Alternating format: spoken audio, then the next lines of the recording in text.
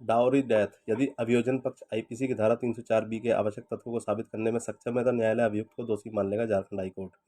Jharkhand high court ने फैसला सुनाया कि जब अभियोजन पक्ष भारतीय दंड संहिता की धारा 304 बी के मूल तत्वों को स्थापित करता है तो न्यायालय अभियुक्त को दोषी मान सकता है। परिणाम स्वरूप भारतीय साक्ष्य अधिनियम इंडियन एविडेंस एक्ट की धारा 106 के प्रावधान के तहत दोष के इस अनुमान को चुनौती देने और अपनी बेगुनाही साबित करने का भार अभियुक्त पर आ जाता है। जस्टिस रत्नाकर भेंगरा और अंबुजनाथ ने कहा, भारतीय साक्ष्य अधिनियम 1872 की धारा 113 बी का प्रावधान विधानमंडल की मंशा को दर्शाता है, जिसके तहत न्यायालय की ओर से अनिवार्य रूप से लागू किया जाता है कि मृत्यु उस व्यक्ति द्वारा की गई जिसने दहेज की मांग के संबंध में उसके साथ क्रूरता और उत्पीड़न किया। एक बार जब भारतीय दंड संहिता की धारा 304 बी का मूल तत्व अभियोजन पक्ष द्वारा साबित कर दिया जाता है तो न्यायालय अभियुक्त के अपराध को मान लेगा। इस स्तर पर भारतीय साक्ष्य अधिनियम की धारा 106 के प्रावधान के अनुसार दोष की इस धारणा को खारिज करने और अपनी बेगुनाही साबित करने का भार अभियुक्त पर आ जाता है।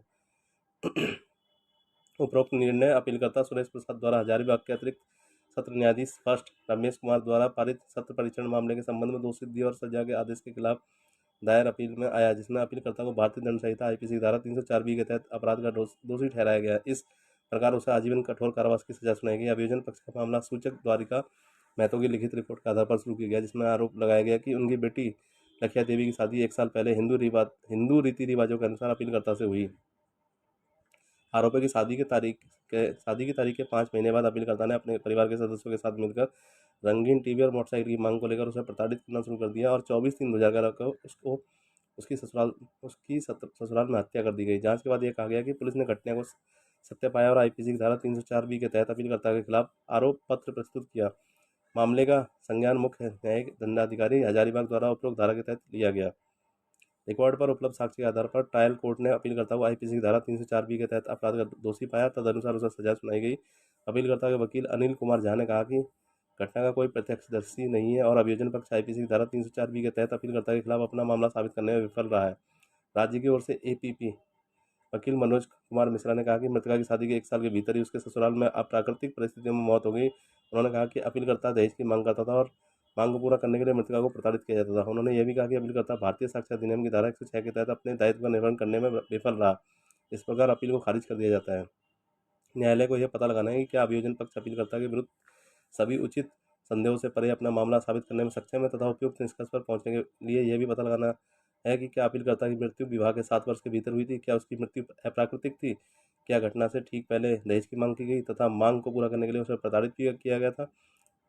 यदि उपयुक्त तथ्य सिद्ध हो जाते हैं तो यह अंतिम रूप से पता लगाना होगा कि क्या अपीलकर्ता ने भारतीय साक्ष्य अधिनियम की धारा 106 के तहत लगाए गए अपने दायित्व का निर्वहन किया। मृतका की मां जानकी देवी PW3 और सूचक द्वारिका महतो PW4 की गवाही पर विचार करने के बाद न्यायालय ने पाया कि दोनों गवाहों ने पुष्टि की थी मृतक लखिया देवी की गला घोटकर हत्या की गई और उसका शव उसके वैवाहिक घर में खाट पर पाया गया, जबकि अपीलकर्ता और परिवार के अन्य सदस्य भाग गए। न्यायालय ने डॉक्टर राजेश कुमार गुप्ता PW1 की गवाही पर भी विचार किया, जिन्होंने पोस्टमार्टम किया था। यह पाया गया कि डॉक्टर गुप्ता के अनुसार मौत का कारण गर्दन पर गला घोटने के कारण दम घुटना था। न्यायालय ने पाया कि पोस्टमार्टम रिपोर्ट प्रदर्शक 1 ने मृतक को लगी चोटों और मौत के कारण के बारे में उनकी मौखिक गवाही की पुष्टि की। मौखिक और दस्तावेजी साक्ष्य के आधार पर न्यायालय ने निष्कर्ष निकाला कि अभियोजन पक्ष ने सफलतापूर्वक यह प्रदर्शित किया कि लखिया देवी की मृत्यु से लगभग 1 वर्ष पहले अपीलकर्ता सुरेश प्रसाद से शादी हुई थी और यह स्थापित हुआ था कि अपीलकर्ता मोटरसाइकिल और रंगीन टेलीविजन की मांग कर रहा था। इन मांगों को पूरा करने के प्रयास में मृतक को प्रताड़ित किया गया। न्यायालय ने यह भी उल्लेख किया कि अभियोजन पक्ष ने यह भी साबित किया कि मृतक की हत्या उसके वैवाहिक घर में ही की गई थी। आगे बढ़ते हुए न्यायालय ने कहा कि एक बार उपरोक्त तथ्य सिद्ध हो जाने के बाद भारतीय साक्ष्य अधिनियम 1872 की धारा 113 बी जो दहेज मृत्यु के बारे में अनुमान से संबंधित है लागू होती है। न्यायालय ने उल्लेख किया कि अपीलकर्ता का बयान सीआरपीसी की धारा 313 के तहत दर्ज किया गया, यह कहने के अलावा कि उसने दहेज की मांग नहीं की और न ही उसने मृतक की हत्या की। उसने अपने अपराध की मूल धारणा का खंडन करने और अपनी बेगुनाही साबित करने के लिए रिकॉर्ड पर कोई सामग्री नहीं लाई। न्यायालय ने कहा कि यह तथ्य कि अपीलकर्ता और उसके परिवार के सदस्य मृतक के सब को छोड़कर घटनास्थल से भाग गए अपीलकर्ता के खिलाफ साक्ष्य के पैमाने को और अधिक भारी बनाता है। उपयुक्त तथ्यों और परिस्थितियों से न्यायालय ने रेखांकित किया कि यह पता चलता है कि अभियोजन पक्ष ने भारतीय दंड संहिता की धारा 304 बी के तहत अपीलकर्ता के खिलाफ अपना मामला सफलतापूर्वक साबित कर दिया। अपीलकर्ता भारतीय साक्ष्य अधिनियम की धारा 106 के तहत परिकल्पित अपने दायित्व का निर्वहन करने में विफल रहा है। इस प्रकार भारतीय न्यायालय ने भारतीय दंड संहिता की धारा 304 बी के तहत अपीलकर्ता को दोषी पाए जाने के ट्रायल कोर्ट के फैसले की पुष्टि की। रिकॉर्ड के अवलोकन से न्यायालय ने कहा, यह पता चलता है कि अपीलकर्ता 6/12/2012 से हिरासत में है, यानी वह लगभग 11 वर्षों से हिरासत में है। आईपीसी धारा 304 बी के तहत अपराध 7 साल से लेकर आजीवन कारावास तक की अवधि के लिए दंडनीय है।